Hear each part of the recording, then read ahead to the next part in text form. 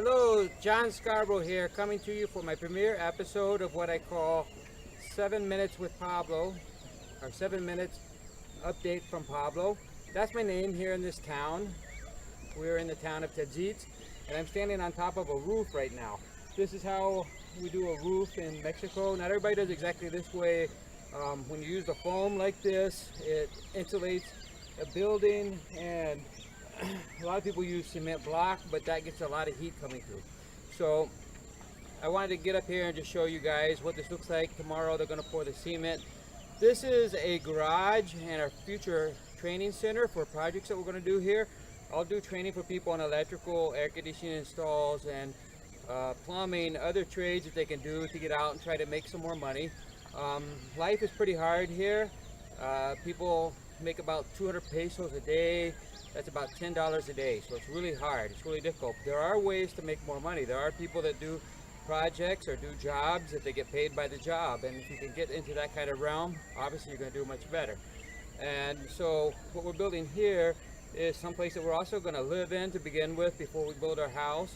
And there's just a lot of theft and a lot of crime in the town. Things get stolen really easy. I have to come out here often in the night and just keep an eye on things and check it. But if we get this going and get living in here, then we will be able to supervise building our house and keep an eye on our projects, our materials for the project not getting stolen. So we want to also do training in here, teach people those trades.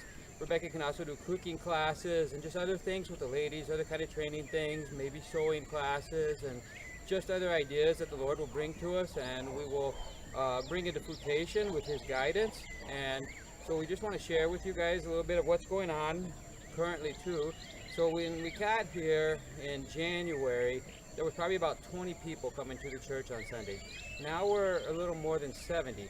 So we're very happy about that. We're happy to get the people in the doors. There's a lot of work and getting people in. There's a lot of things going on with people. So we've had to just kind of visit with people and invite them and say, and a lot of people have told us, so you know what, you know why I don't go into the church is because if I do, I've done so many bad things. I'm going to be in trouble with God. So I'm just hiding from God. I don't want to come around God because I'm in so much trouble if I go to where He is. They think God is in the church maybe or something, but God is everywhere. God sees what we're doing every time. And I told him, you know what, if God wants to pounce you, He would already have done that. He knows everything you're doing. But our love is a loving God. He's a God that wants to wrap His arms around you and embrace you and take care of you. So it's been a lot of work for Rebecca and I to talk to people and change that mindset. But it's very prevalent here. So we're working hard, just talking to people. We don't expect change up front. Change without God is going to be really, really hard. So the first thing is to get them in the community, get them in the fellowship with other brothers and sisters that they can communicate with and share openly with in a safe atmosphere. Another thing is that a lot of times people find out what you're doing wrong and the bad things you're doing, and then it just spreads around the town. So people are embarrassed about that. But they don't change that cycle. They keep doing it, and it just becomes more and more problems, and they keep getting into more and more trouble. So we will work on those things with them, but they need Jesus first. Nothing's going to change if they don't allow Jesus to work in their lives and change them. So our first goal is to get people to accept Jesus in their heart, obviously. So we're working hard with that and communicating that with people, just sharing love with people. They're starting to learn that Rebecca and I are safe people. We're people that don't condemn you. We don't come down on you for the bad things you're doing and for the things you're doing you shouldn't, the life you're living currently, because without Jesus in your life, we understand that's really hard to do what you should be doing. We even struggle as Christians.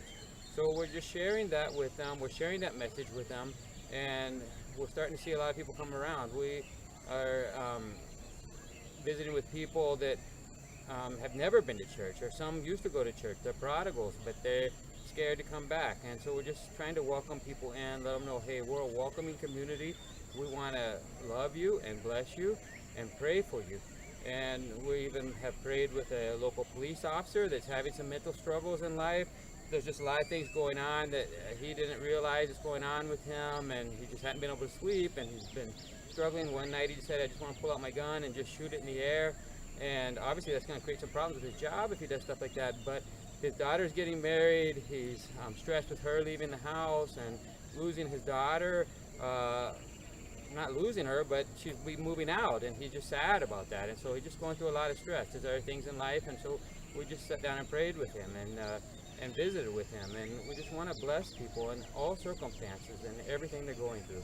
So be praying for us in that. It's a lot of work. It's a lot of mental stress too, to hear these things that people are going through, and they're not really understanding that there's a God that's ready to take them and embrace them if they would just take that step towards him.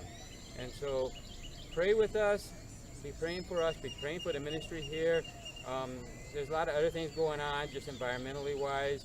A lot of flies. We have these big biting flies. They're just eating me up. I'm eating up everywhere.